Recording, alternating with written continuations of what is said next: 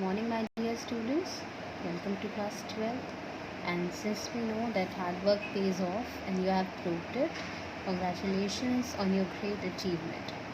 Welcome, my dear students, to the new session to 2020-2021. Now you are the senior most class of the school, and with seniority comes the responsibility. So, since you are this video is for class 12, the subject is accounts, which will be taught by Ms. Shilpi K. Salwani ma'am, myself. The book which is prescribed for this subject is New ISC Accountancy for class 12, volume 1 and 2.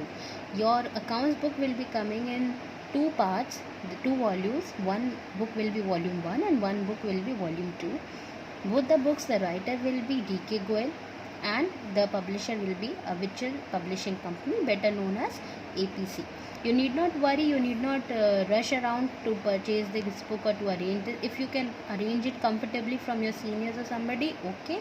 Otherwise, you can study from the video till we are in the lockdown period, and later on you can arrange the book. So this is the syllabus for your class.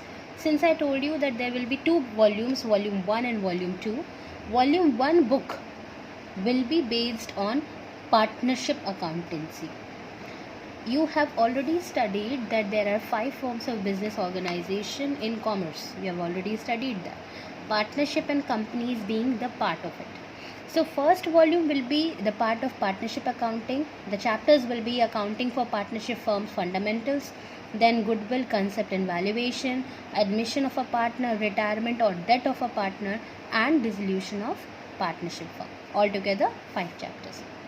In volume 2, you will be having the volume 2 will be based on company accountancy, and this volume there will be 8 chapters. First is company accounts, issue of shares, issue of debentures, redemption of debentures, financial statement of companies, then tools for financial analysis, that is comparative statements, common size statements, cash flow statement, and ratio analysis. So in this video, the topic which I'll be starting is the very first part of the volume 2, that is tools for financial analysis, that is the comparative statements. Now, since we are doing the financial statement analysis, we have to understand the meaning of financial statement first. Now, statements refers to the statement of profit and loss, the balance sheet, etc. And financial means related to money. So we in a very layman's language, in a very simple language, we can say that financial statements are those statements which show the income, expenses and financial position of the business.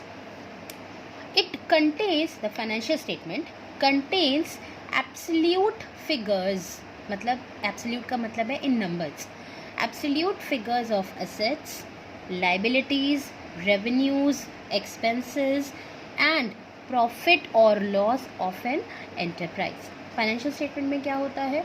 Absolute amount होता है asset का, liability का, revenue का, expenses का, profit या loss का, एक enterprise का. They do not reveal the earning capacity, liquidity and financial soundness of the enterprise. They are not readily understandable to their users.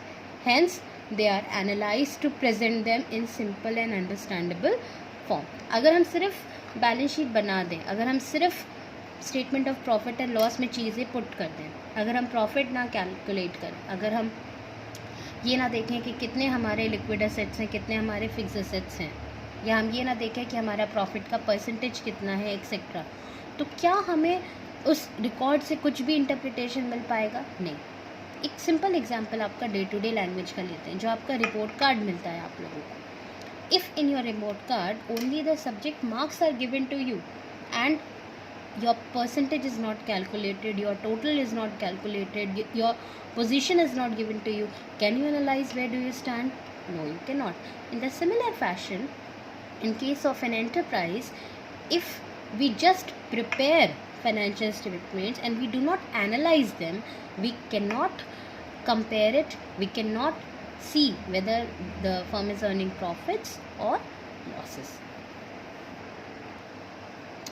So These are various tools which are used for analyzing the financial statements, and tools for analyzing, या name the tools for analyzing is mostly asked in the exam, only the name.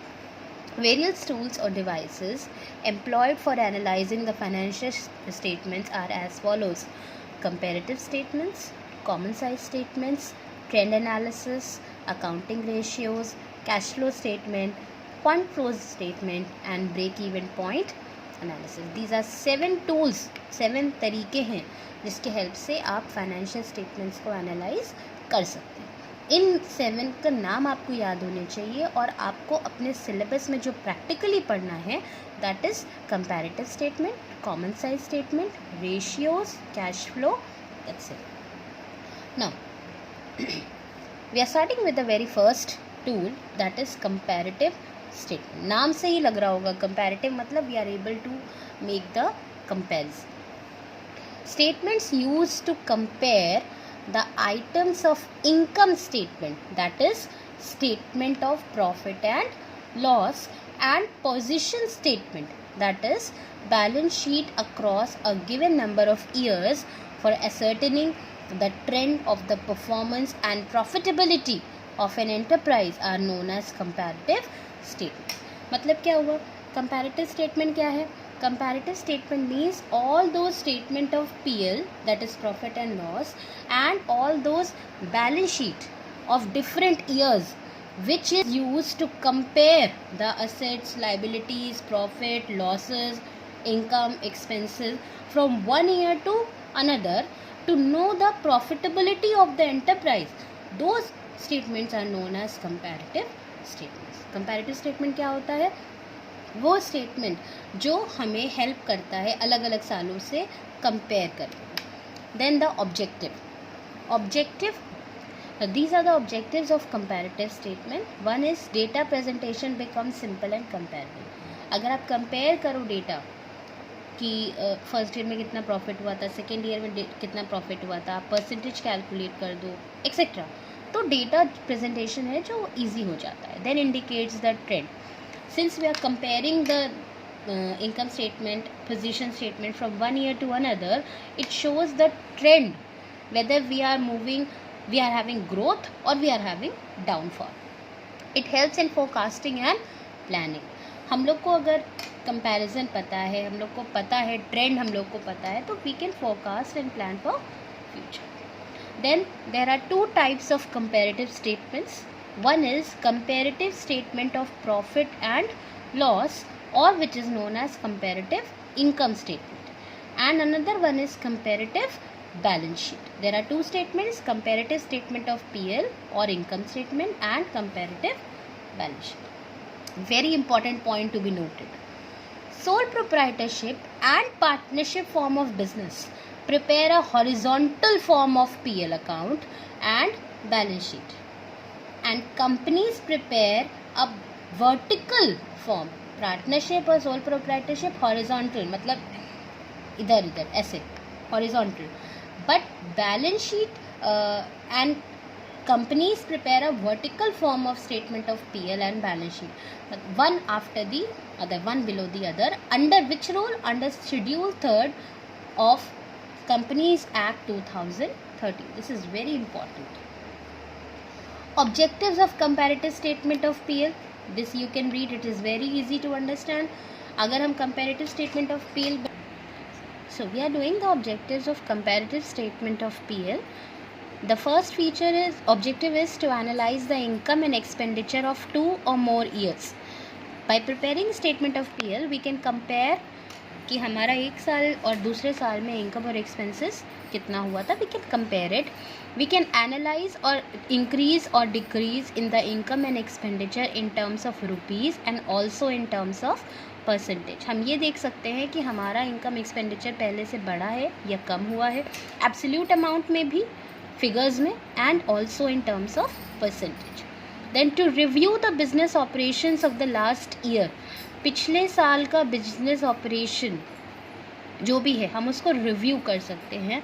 And to help in forecasting the profitability of the business concern. एक business आगे के लिए कैसे अपने forecast चीज़ें कर सकता है, how can a business plan something for the profitability. Then this is the format of the comparative statement of PL. Since आप लोग 11th में PL अकाउंट बनाते थे and you used to write profit and loss account for the year ended, here you have to write comparative statement of profit and loss for the year ended. And very important point to be noted here, that we have to write when we are preparing.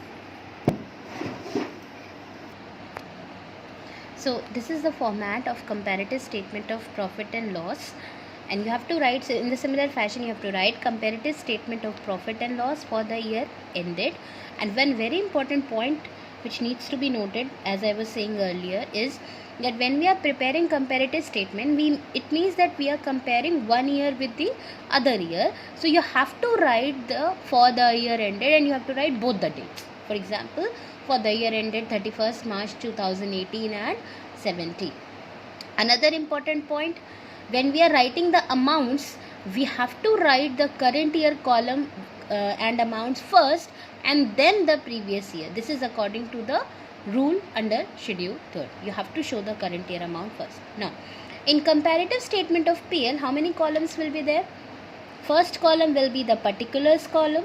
Second column will be the note number, that is kind of working note number. Then third column will be current year column. Fourth column will be previous year column. Fifth column will be absolute change, that is increase or decrease, last year से बड़ा है या कम हुआ है.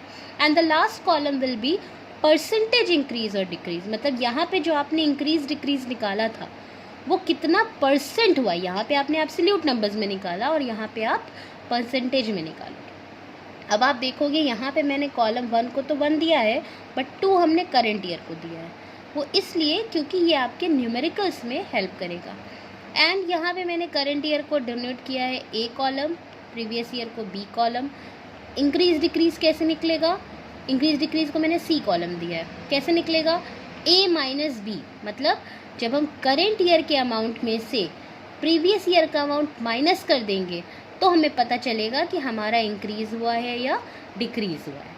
अगर last year हमारा 10 लाख है और इस ईयर हमारा 8 लाख है, तो 10 lakh minus 8 lakh 2 lakh.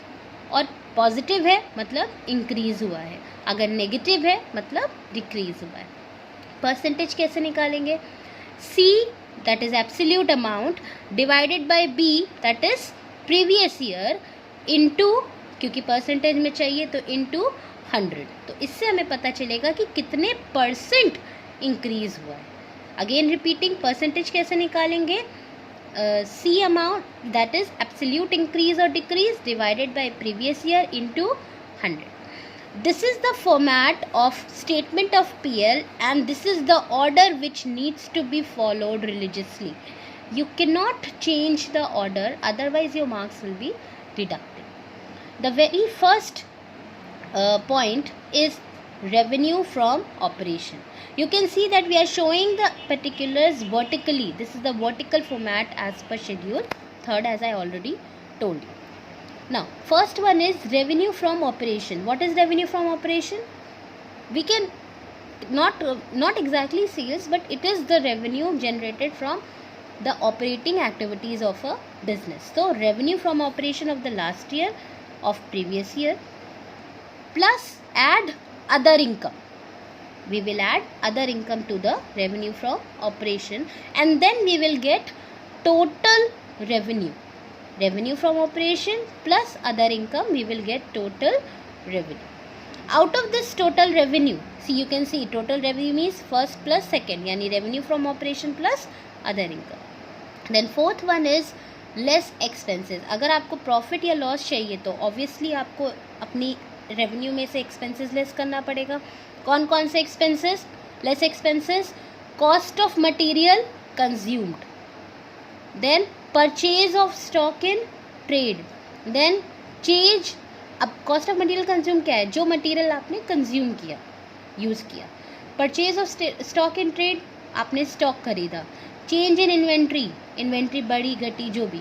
Change in inventory of finished goods, work in progress and stock in trade. Then employee benefit expenses, finance cost, depreciation and amortization expenses, and other expenses. These are the expenses which will be deducted from the total revenue. The first point is revenue from operation, second point is other income. इन दोनों को add करेंगे, we will get third point, that is total revenue. इसमें से हम fourth point in सारे expenses को minus करेंगे और इन सारे एक्सपेंसेस का टोटल आपको अलग से दिखाना. देन उसके बाद फिफ्थ आपको क्या मिलेगा, प्रॉफिट बिफोर टैक्स, यानी थर्ड में से फोर्थ को माइनस करेंगे. टैक्स कैसे पता चलेगा, थर्ड यानी टोटल रेवेन्यू में से फोर्थ यानी टोटल एक्सपेंसेस को जो हम माइनस कर देंगे तो हमें मिलेगा प्रॉफिट बिफोर टैक्स. देन इसमें से हम जब टैक्स माइनस कर देंगे तो हमें टैक्स का अमाउंट आप कैलकुलेट कर लोगे. तो सिक्स्थ पॉइंट, इसमें से जब टैक्स माइनस कर देंगे तो आपको मिलेगा प्रॉफिट आफ्टर टैक्स. तो first one is revenue from operation, second one is other income. Okay, so just for recapitulating, first point revenue from operation, उसमें हम second point will add other incomes, then we will get third point उसमें, that is total revenue. After third point, getting the total revenue, from total revenue we will be deducting fourth point, that is total expenses. And what are the expenses? Cost of material consumed, purchase of stock in trade, change in inventories of finished good, WIP, and stock in trade. WIP is work in progress. Employee benefit expenses, finance cost, depreciation and amortization expenses, other expenses. ये सारे क्या होते हैं? This we will do in the next video. After deducting total expenses from total revenue, we will be getting profit before tax. कैसे मिलेगा, third minus four यानी total revenue minus total expenses, we'll get the profit. You can see here we are showing the brackets. जितने भी figures bracket में हैं मतलब वो negative है, माइनस में है. उसके बाद we will deduct tax. We'll deduct tax from this, and after deducting tax we will get profit after tax, that is fifth minus sixth, यानी प्रॉफिट बिफोर टैक्स में से जब हम टैक्स माइनस कर देंगे तो हमें मिलेगा profit after tax. And again just one point for revision, here we are getting absolute increase decrease. How, a minus b means current year amount minus previous year amount, will be getting current year revenue minus previous year revenue, absolute increase और decrease. Current year other income minus previous year income, absolute increase or decrease, and so on. After deducting previous year from current year, if the amount is in positive it will be an increase, if it is negative minus में है तो it will be a decrease. And percentage कैसे करेंगे, C column, that is C divided by B means absolute increase or decrease divided by previous year into 100, तो वो हमें percentage मिल जाएगा. अगर आपका एब्सोल्यूट अमाउंट नेगेटिव में है तो ऑब्वियसली आपका परसेंटेज भी नेगेटिव में आएगा. So this is the format which you need to learn by heart. Now this is the project work which you have to do as the homework. The topic number 1 is you have to answer the following questions in your register. If you have new register, okay. If you don't have it, you can utilize the old register, you need not worry about, or you can use the center pages of the register and you can make it a file kind of, and it will be checked when the school reopens. Okay, so first question which you have to answer is state the meaning of financial statement analysis. State any two tools for analyzing financial statement. Remember we learned trend analysis, ratios, etc. So any two you have to name. Give the meaning and two objectives of comparative statements. State the types of comparative statement. Remember we did two types, comparative statement of PL and comparative balance sheet. State any two objectives of preparing comparative statement of PL. So these 5 answers you have to write it down in your register. Another one, learn the format of comparative statement of PL and make it in your register.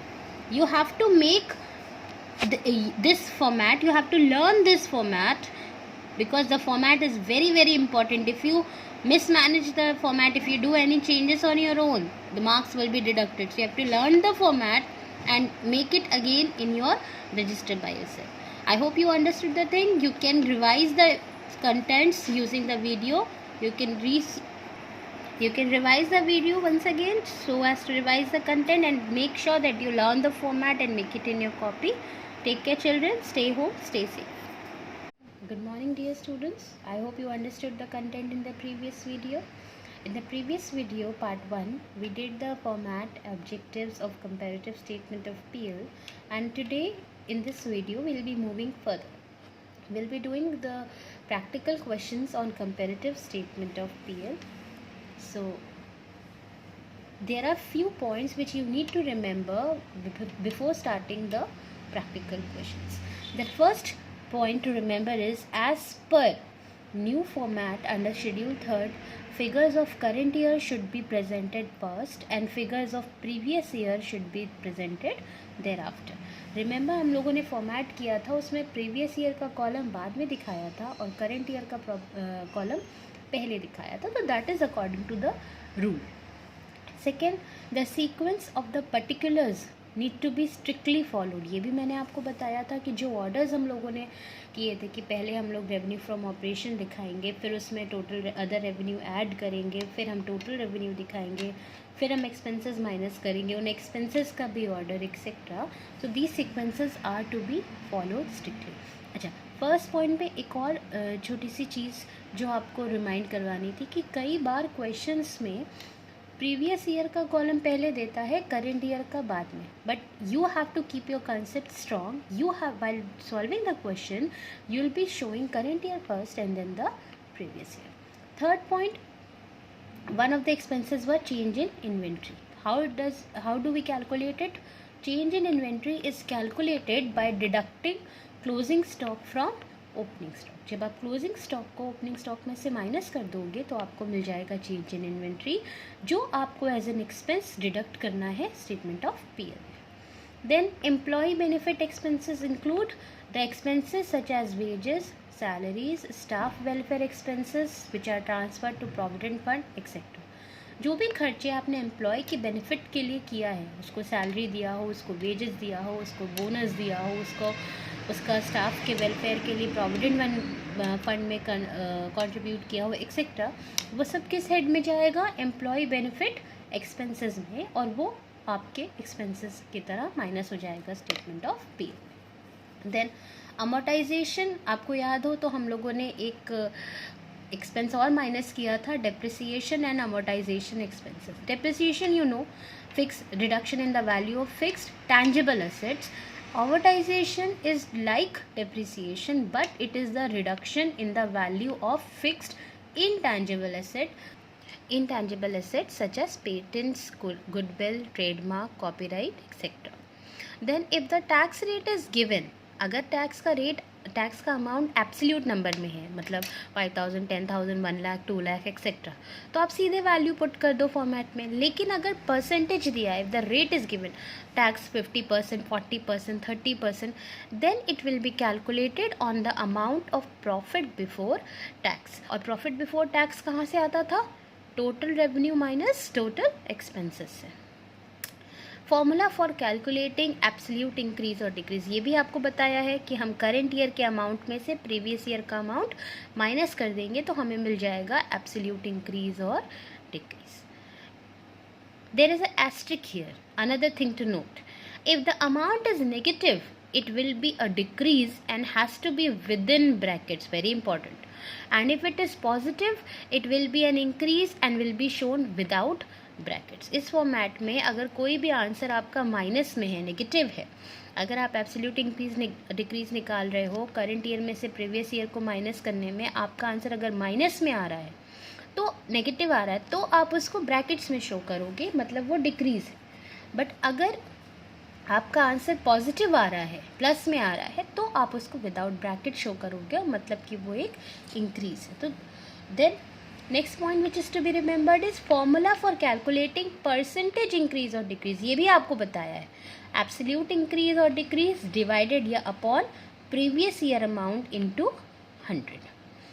Again a note, if the percentage is negative, it will be a decrease and has to be within brackets, and if it is a positive, it will be an increase, it will be shown without bracket. अगर absolute increase और और decrease, अगर increase है मतलब positive है तो percent भी positive में आएगा बिना ब्रैकेट के। अगर एब्सोल्यूट डिक्रीज है मतलब नेगेटिव है तो वो आपका परसेंट भी नेगेटिव में आएगा। So these are 8 points which you need to remember before starting with the practical question. Now these are few solved questions on comparative statement of PL. From the following information, prepare a comparative statement of PL. Revenue from operation.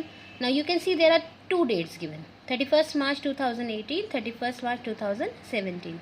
You can make out easily that 2018 is your current year and 2017 is your previous year. The revenue from operation in the current year is 75 lakh and in the previous year is 60 lakh. Other income in the previous year is 1,50,000 and current year it is 1,20,000.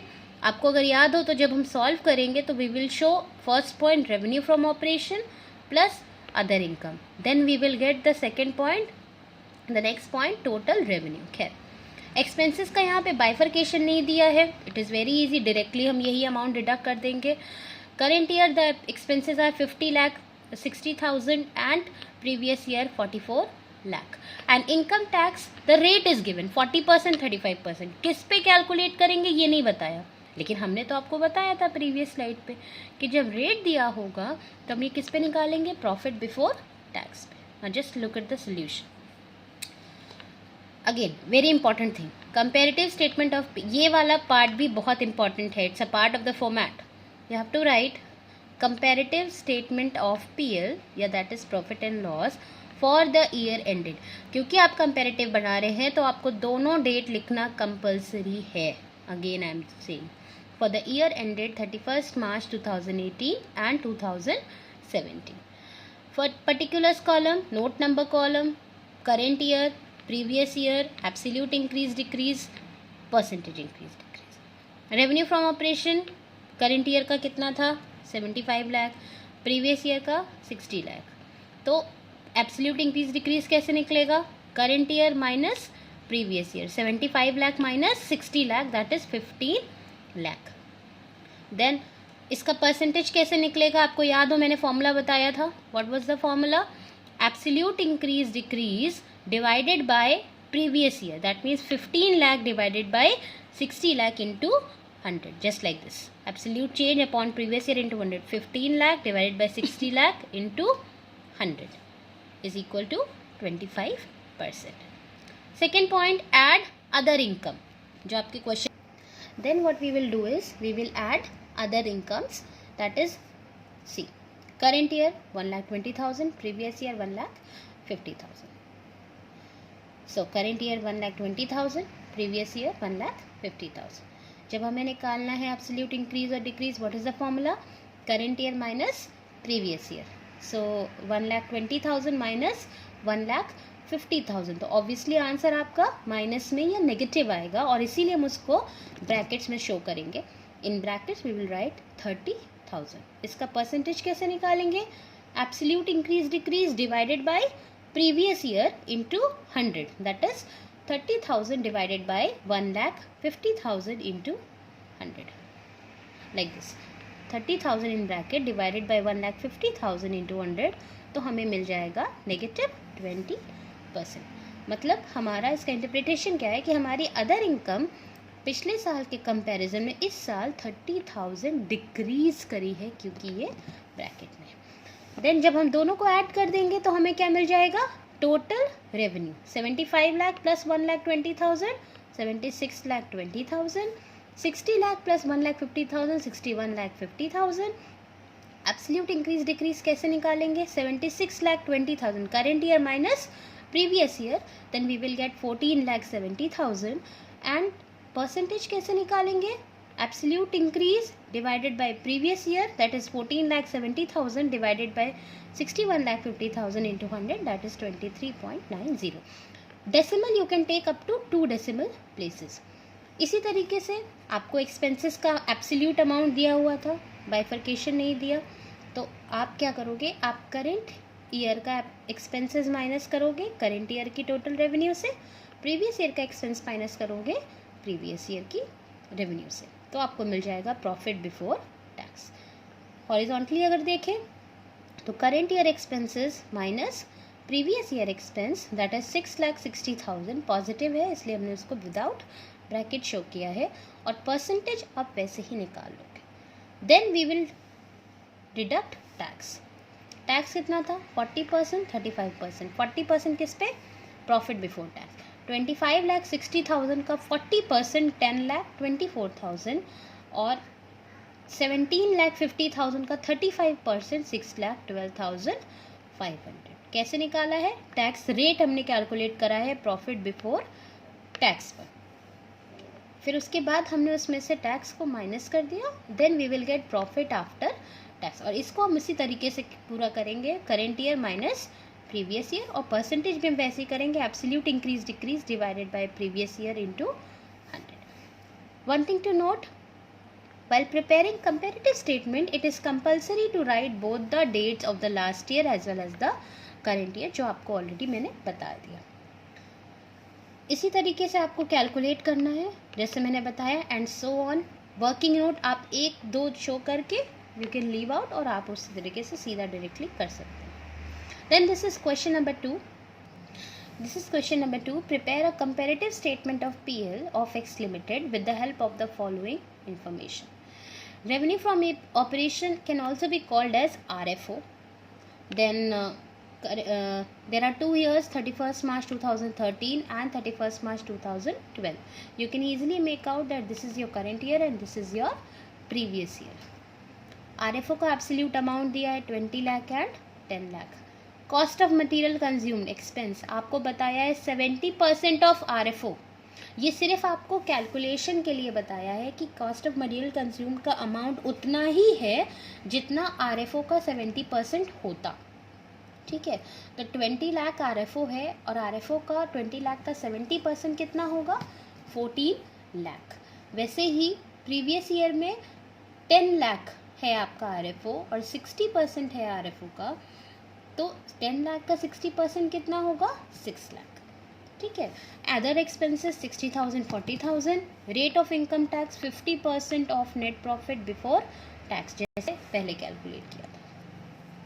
So this is the question solve. You can see revenue from operation 20 lakh current year में, previous year में 10 lakh, then current year minus previous year 20 lakh minus 10 lakh, 10 lakh आपका increase आ गया। इसको कैसे calculate करेंगे, absolute increase divided by previous year into 100, मतलब 10 lakh 10 lakh divided by 10 lakh into 100, that will be 100%। देन इसमें क्योंकि अदर रेवेन्यू नहीं है तो हमें ऐड नहीं करना, ना टोटल रेवेन्यू निकालनी है, directly we can deduct the expenses. Order याद रखिएगा, कॉस्ट ऑफ मटेरियल कंज्यूम्ड याद है 70% था, तो 20 लाख का 70% 14 लाख और 10 लाख का 60% 6 लाख, और current year minus previous year 14 lakh minus 6 lakh 8 lakh. Percentage कैसे निकालेंगे, जैसे अभी तक निकालते आ रहे थे, absolute increase decrease divided by previous year into 100, that is 133.33, up to 2 decimal places you can take. Then other expenses 60,000 40,000। आपका टोटल एक्सपेंस कितना आ गया 14 लाख प्लस, ध्यान रखिएगा टोटल एक्सपेंस निकालते समय तीनों चीज़ें मत ऐड करिएगा। टोटल एक्सपेंस मतलब एक्सपेंसेस का टोटल, तो 14 lakh plus 60,000 14 lakh 60,000, 6 lakh plus 40,000 6 lakh 40,000। Then current year 14 lakh 60,000 minus previous year 6 lakh 40,000, you will get 8 lakh 20,000, and 8 lakh यानी previous increase 8,20,000 divided by previous year 6,40,000 into 100, you will get 128.13%. then this is your total revenue। इसमें से जब आप total expenses minus कर दोगे तो you will get profit before tax, and जब profit before tax में से आप टैक्स डिडक्ट कर दोगे जो परसेंटेज दिया था, परसेंटेज कितना था 50%, दोनों के लिए सेम था 50% ऑफ देयर नेट प्रॉफिट। सो 50% है तो 5,40,000 का 50%, 2,70,000, 3,60,000 का 50%, 1,80,000, and current year minus previous year 90,000, absolute increase divided by previous year, you'll get the percentage। Profit before tax में से जब आप टैक्स डिडक्ट कर दोगे तो आपको मिल जाएगा profit after tax. Then this is question number 3. Similar fashion में आप इसको कर सकते हैं. This is the solution given to you. इसमें सब कुछ वैसा है, बस एक नई चीज़ जो आपको हम बता दें. अगर आप देखो तो यहाँ पे रेट ऑफ इनकम टैक्स बोला है 40% ऑफ द नेट प्रॉफिट दोनों साल के लिए. अगर आप यहाँ देखो 40% किस पे निकालोगे, प्रॉफिट बिफोर टैक्स पे.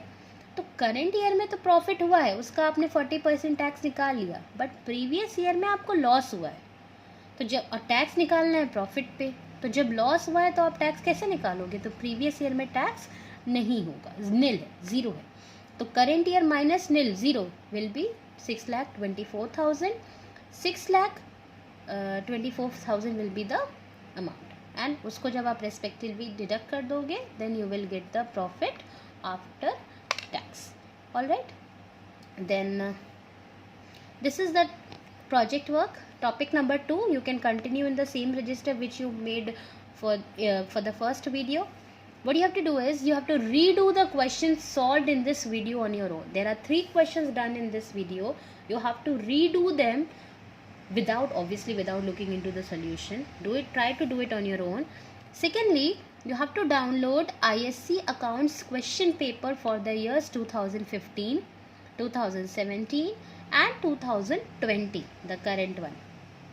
These 3 papers you can easily get it online. Just you can open the Google and search it out. And 2020 you can also ask your seniors from the internet and do the questions on comparative statement of profit and loss from these. आपको ये papers download करके, ये 3 papers download करके उसमें से सिर्फ और सिर्फ comparative statement of PL के ऊपर जो questions हैं, सिर्फ वो questions आपको करने हैं. तो 3 questions ये हो गए और 3 questions जो इसमें solve है. All together 6 questions will be your homework. Revise the content done in this video. Redo the questions and again keep on revising the format, because the format is very very important. Again I'm repeating, and please trust me children, this type of question fetches you very good marks. So take care children, revise the format, do the homework, learn it by heart. Take care. Good morning children. So in the previous video part 2 we have done the practical questions on comparative statement of PL. So today in this part 3 video we'll be starting with the another comparative statement, that is comparative balance sheet. We have to do the meaning of comparative balance sheet. It is a statement showing assets and liabilities of the business for 2 or more accounting periods. आपको पता है balance sheet क्या दिखाता है? किसी भी business की asset या लाइबिलिटी. और क्योंकि ये कंपैरेटिव है तो ये बैलेंस शीट क्या दिखाएगी? 2 या 2 से ज़्यादा अकाउंटिंग पीरियड, 2 और मोर अकाउंटिंग पीरियड्स की assets and liabilities. It shows the absolute change as well as percentage change in the monetary value of the asset and liability. जैसे कि हम लोग स्टेटमेंट ऑफ पीएल में पढ़ते थे, एब्सोल्यूट इंक्रीज डिक्रीज निकालते थे, वैसे ही इसमें भी एब्सोल्यूट इंक्रीज डिक्रीज दिखाएगा कि पिछले साल इस साल के कंपैरिजन में, पिछले साल के कंपैरिजन में हमारा एसेट और लाइबिलिटी कितना इंक्रीज हुआ है और कितना डिक्रीज हुआ है एब्सोल्यूट अमाउंट में, फिगर्स में, and also in the terms of percentage. These are the objectives of preparing comparative balance sheet. First, it shows the balances of accounts as at different dates, but also also the extent of their increase or decrease between these dates. अलग अलग years के assets और liabilities भी दिखाता है, साथ ही साथ वो दिखाता है कि कितना इंक्रीज और डिक्रीज हुआ है. It emphasizes on the change. It contains data not only of single balance sheet but also data which may be helpful in studying the trend. It shows the effects of business operations on its asset, liabilities and capital. ये भी दिखाता है कि business operation का क्या effect आएगा business की asset, liabilities और कैपिटल पर. Now this is the format of comparative balance sheet. Again the format is very very important. Just like you have learned the format for statement of PL, you have to learn the format of the statement of you have to learn the format of the balance sheet as well. There are again the same columns are there as you have done for comparative statement of PL. Particulars, note number, current year, previous year, absolute increase decrease, that is current year minus previous year, percentage increase decrease, that is column 4, absolute increase decrease divided by column 3, previous year into 100. Before doing this, the very important point which you need to remember is कैसे लिखेंगे. Statement of PL में हम लिखते थे statement of PL for the year ended. Here you have to write comparative balance sheet as at. As on लिख देंगे तो गलत हो जाएगा, बिकॉज कंपनी के रूल के लिए as at is must. As on लिखोगे तो मार्क्स कटेगा, तो you have to write as at जो भी ईयर, एज एट द जो भी ईयर है 31 मार्च 2018 and 17 and etc. You can see, as I already told you in the previous videos, that companies prepare the vertical form of balance sheet. You can see the liabilities are shown first and then we have shown the assets. पहले liability दिखाया है फिर asset दिखाया है. This is vertical format. Now the headings which are underlined, which are written in bold, these are the main headings. First is equity and liability. And format के साथ आपको ये भी याद करना है कि क्या चीज़ किस हेडिंग में आता है और क्या चीज़ किस सब हेडिंग में आता है, क्योंकि ये भी एग्ज़ाम में पूछा जा सकता है, जो कि इस ईयर भी पूछा गया था. Then first is the two main parts are there, equity and liabilities and assets. Equity and liabilities के अंदर 3 पार्ट्स है. There are 3 parts under equity and liabilities. One is shareholder funds, one is non-current liability, one is current liability. Shareholder funds के अंदर 2 point, share capital, reserve and surplus. Non current liability के अंदर long term borrowing, long term provisions. Then current liabilities के अंदर 3 point, trade payable, other current liabilities, short term provisions etcetera. Okay, so the third point is current liabilities, and under current liabilities we show short term borrowings, trade payables, other current liabilities and short term provisions. Then second point, the second main point after equity and liability is assets. यहाँ पे जो total है ये हम liabilities का total दिखाएंगे.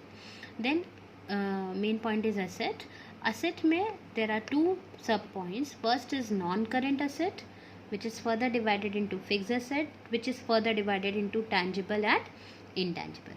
Non current asset के अंदर पहले हम सब हेडिंग देंगे फिक्स असेट, उसके अंदर हम सब हेडिंग देंगे tangible and intangible. Then non current में दूसरा पॉइंट है, पहला पॉइंट है फिक्स असेट, दूसरा पॉइंट है नॉन करेंट इन्वेस्टमेंट, और सी पॉइंट है long term loans and advances, मतलब हमने जो लोन दूसरों को दिया. Second heading under assets are is current asset, जिसके अंदर है current investments, inventories, trade receivables, cash and bank balance, then short term loans and advances and other current asset, and then we will show the total. So these are the particulars which you need to remember by heart. You have to learn this format very nicely. And again, particulars column, note number, current year, previous year. current year में से जब previous year का amount हम minus कर देंगे तो हमें पता चलेगा absolute increase और decrease. और जब हम इसको डिवाइड करेंगे प्रीवियस ईयर से इंटू 100 करेंगे तो हमें मिलेगा परसेंटेज इंक्रीज और डिक्रीज. यहाँ पे हम लाइबिलिटीज़ का टोटल दिखाएंगे और यहाँ पे हम असेट्स का टोटल दिखाएंगे. और बैलेंस शीट के लिए हम एज एट लिखेंगे, एज ऑन कंपनी के केस में बिल्कुल भी नहीं लिखेंगे. Then these are the points to remember, just like these are the points which you need to remember, just like you have learned few points in case of statement of PL. The first one is, as per new format under schedule 3, figures of current year should be presented first and figures of previous year thereafter. This is common.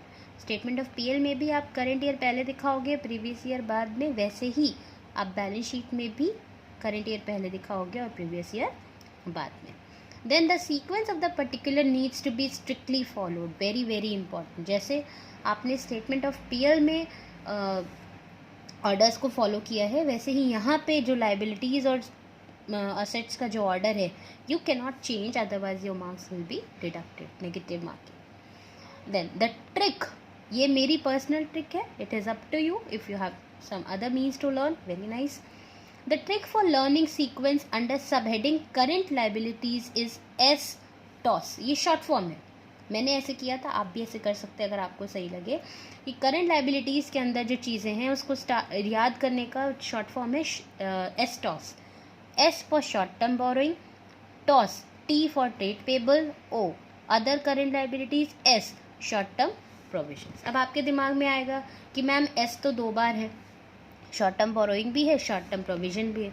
तो इसका rule याद करने के लिए आप क्या कर सकते हैं, अगेन एक दूसरी ट्रिक कि बोरोइंग है और प्रोविजन है तो बी पहले आता है तो बोरोइंग पहले आएगा, प्रोविजन पी बाद में आता है तो प्रोविजन बाद में आएगा. सो द करेंट लाइबिलिटीज़ के अंदर आपको याद करने के लिए शॉर्ट फॉर्म क्या है, S toss. S for short term borrowings, T for trade payable, O for other current liability and S for short term provisions. The trick for learning sequence under subheading current asset is CIT CSO. CIT CSO कैसे याद करेंगे, CIT CSO. C for current investment, I for inventories, trade receivables, cash and bank balance, short term loans and advances, other current asset. C CIT CSO. Current liabilities की सब headings के लिए short form में एस्टॉस और current asset की सब heading के लिए CIT CSO. ये जो ट्रिक्स हैं ये आपके ऊपर है, if you can follow it okay, if you can not, at the end of the day आपका पर्पज़ ये है कि आपको फॉर्मेट याद होना चाहिए, वो आप कैसे भी करिए. Then so CIT CSO, current investment, inventories, T for trade receivables, C for cash and bank balance, S for short term loans and advances, O for other current asset. Then this is the formula. Absolute increase और decrease कैसे निकालते हैं, current year amount minus previous year amount.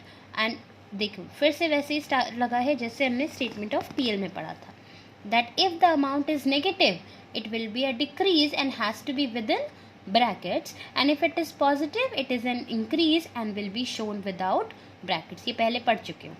जब आप absolute increase decrease निकालेंगे, current year में से previous year को माइनस करेंगे, तो अगर आंसर पॉजिटिव है तो विदाउट ब्रैकेट शो करेंगे, मतलब वो इंक्रीज है, और अगर वो नेगेटिव में है, माइनस में है, तो आप उसको ब्रैकेट्स में शो करेंगे. Then formula for calculating percentage increase और डिक्रीज, एब्सोल्यूट इंक्रीज और decrease divided by previous year amount into 100.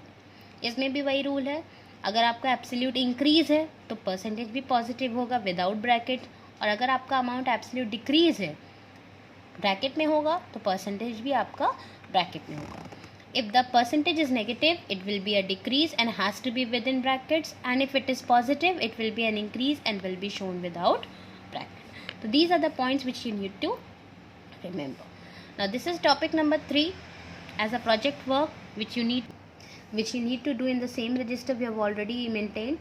Answer the following. First part is answer the following questions in your register. First question, give the meaning of comparative balance sheet. And secondly, state any 2 objectives of preparing comparative balance sheet. Second question, learn the format of comparative balance sheet and make it in your register. You have to learn this format by heart, especially the sequences.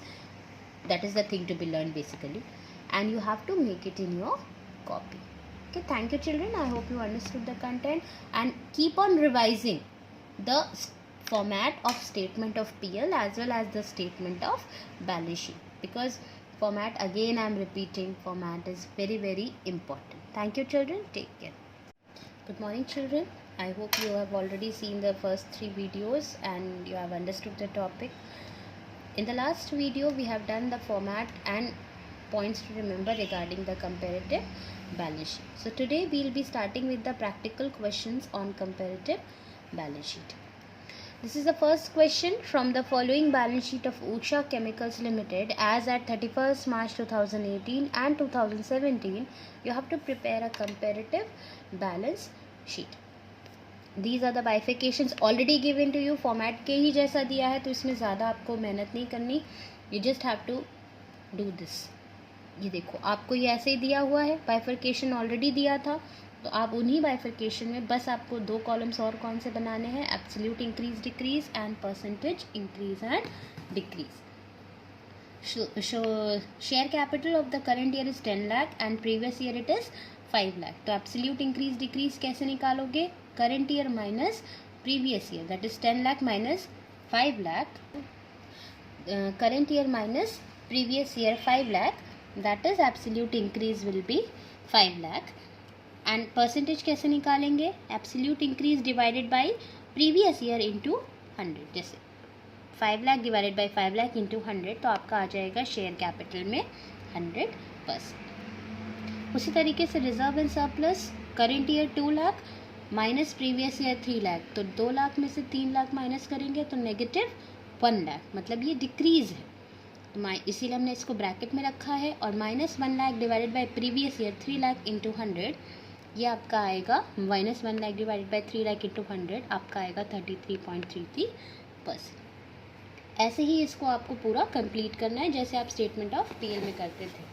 वैसे ही long term borrowings, current year minus previous year 3 lakh, then absolute increase divided by previous year into 160%. In this manner you have to complete this.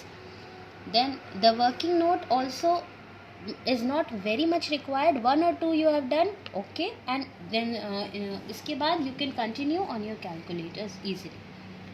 Then this is the question number 2. In the similar fashion you have to do. From the following balance sheet of Messrs. Ramnath and Company as at 31st March 2018 and 17, prepare a comparative balance sheet. Figures are given in 1000. Bifurcation already आपको दिया है, तो आप as it is करके 2 column और बढ़ाओगे and you will do calculate the absolute increase and absolute decrease. Increase कैसे निकालेंगे, current year minus previous year, अगर पॉजिटिव है तो इंक्रीज, नेगेटिव है तो डिक्रीज, जैसे इस केस में. Then absolute increase or decrease divided by previous year into 100, you will get the percentage. Question number 3 is important. From the following information, prepare comparative balance sheets of X Limited.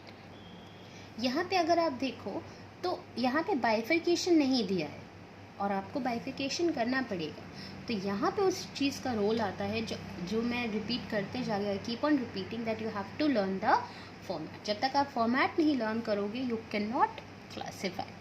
So reserve and surplus किस heading में जाएगा, it will go under equity and liabilities under the heading share holder funds after share capital, that is reserve and surplus. Current year 12 lakh, previous year 6 lakh, तो current year minus previous year 12 lakh minus 6 lakh, 6 lakh divided by previous year 6 lakh divided by 6 lakh into 100, that is 100%. then share capital कहाँ जाएगा, equity and liabilities में share holder funds के under share capital, that is 10 lakh current year में, 10 lakh previous year में, तो 10 lakh minus 10 lakh 0, 0 divided by 10 lakh into 100, 0 या नील, 0 नहीं नील. Then trade payables कहाँ जाएगा, एस्टॉस में था ना, करंट लाइबिलिटीज़ में trade payable, current year previous year, current year minus previous year, आपका इंक्रीज आ गया, divided by previous year into 100, आपका परसेंटेज आ गया. देन लैंड एंड बिल्डिंग, अगर आप देखो तो लैंड एंड बिल्डिंग का कोई अलग से सब हेड नहीं है, बट आप अगर देखो तो लैंड एंड बिल्डिंग एक फिक्स एसेट है, वैसे ही प्लांट एंड मशीनरी भी एक फिक्स एसेट. और फिक्स एसेट के अंदर हमने बाइफर्केशन क्या शो किया है, tangible and intangible. Land and building, plant and machinery तो शो नहीं किया, तो उसके लिए आप क्या करेंगे, you will prepare a working note जहाँ पे आप बाइफर्केशन दिखाओगे. ये बाइफर्केशन आप मेन बैलेंस शीट में नहीं दिखा सकते कंपनी की. ये बाइफर्केशन अगर आपकी बैलेंस शीट में आता है, जो फॉर्मेट दिया है उसके अलावा कोई भी बाइफर्केशन या कोई भी पॉइंट आपको शो करना है, तो that will be supported in notes to accounts along with the balance sheet, not in the balance sheet. Balance sheet में मेन कॉलम्स जाएंगे, बाकी जो भी बाइफर्केशन है वो आपका नोट्स टू अकाउंट्स में जाएगा. टैंजिबल एसेट्स में land and building current year 16 lakh, previous year 15 lakh. Plant and machinery current year 6,30,000, previous year 5 lakh. मतलब करेंट ईयर का टोटल टैंजिबल एसेट कितना हो गया, 20. In the similar fashion you can see plant and machinery also, and current Year total of tangible asset is 22,30,000 and previous year 20 lakh, which you have shown. Fixed asset में tangible asset 22,30,000 and previous year में 20 lakh. Current year minus previous year is equal to increase of 2,30,000 divided by previous year 20 lakh into 100, that is 11.50%. और यहाँ पे note number के column का importance आया. ये column किस लिए होता है? That if you are showing the bifurcation, तो वो बाइफर्केशन नोट्स टू अकाउंट में किस पॉइंट पे? यहाँ पे पॉइंट नंबर 1 पे है, तो इसलिए हमने यहाँ पे पॉइंट नंबर 1 दे दिया. Then goodwill, again it is fix asset, but ये कौन सा फिक्स असेट है? इंटेंजिबल है. हमें इंटेंजिबल दिखाना है, गुडविल अलग से नहीं, तो हम नोट्स टू अकाउंट में दिखाएंगे. Point number 2, intangible asset goodwill, current year में कुछ भी नहीं था, प्रीवियस ईयर में 1 लाख. तो यहाँ इंटेंजिबल एसेट नोट नंबर 2, क्यों? क्योंकि इसकी वर्किंग कहाँ है? सेकेंड नोट नंबर पे. Previous current year 0, previous year 1 lakh. So current year minus previous year 0 minus 1 lakh minus 1 lakh मतलब decrease, divided by previous year into 100. आपका परसेंट भी नेगेटिव है, डिक्रीज है 100 में. Then current asset, very simple. Current asset another main point है. Current year 15,20,000, current year 8 lakh. Previous current year minus previous year, आपका absolute increase आ गया, divided by previous year into 100, 90%. Then long term borrowings, borrowings है, advances नहीं. Advances होता तो asset में जाता, अगर एडवांसेस होता तो कहाँ जाता? नॉन करंट असेट में, फिक्स असेट में, सी पॉइंट. ठीक है, ओके. सो लेकिन लॉन्ग टर्म बोरोइंग्स है, यहाँ पे एडवांसेस नहीं है, तो ये कहाँ जाएगा? आपका बैलेंस शीट के नॉन करंट लाइबिलिटीज़ में long term borrowings. Current year 4 lakh, previous year 5 lakh. तो current year minus previous year 4 lakh minus 1 lakh minus 5 lakh, answer will be decrease of 1 lakh. Bracket में कर दिया है क्योंकि नेगेटिव है. Divided by previous year 5 lakh into 100 मतलब 20%. So this we have done. और इसमें एक पॉइंट जो हम लोग मिस आउट कर दिया by mistake, that is investment. Current year investment is 1,20,000, previous year it is 1 lakh. Investment में क्योंकि आपको ये नहीं बताया है कि शॉर्ट टर्म है या लॉन्ग टर्म है, तो हम लोग इसको लॉन्ग टर्म मान रहे हैं और कहीं ना कहीं फिगर्स भी सिमिलर है. तो लॉन्ग टर्म इन्वेस्टमेंट्स हम कहाँ शो करते हैं? नॉन करंट इन्वेस्टमेंट में. Second point, investments. Current year 1,20,000, previous year 1 lakh.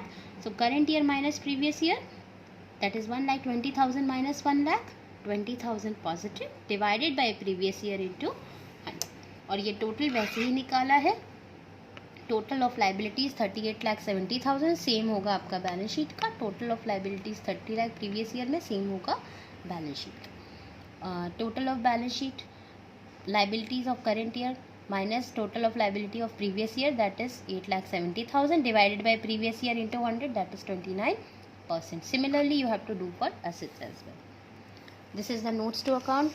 Do remember that you have to prepare notes to accounts in case there are any kind of bifurcations.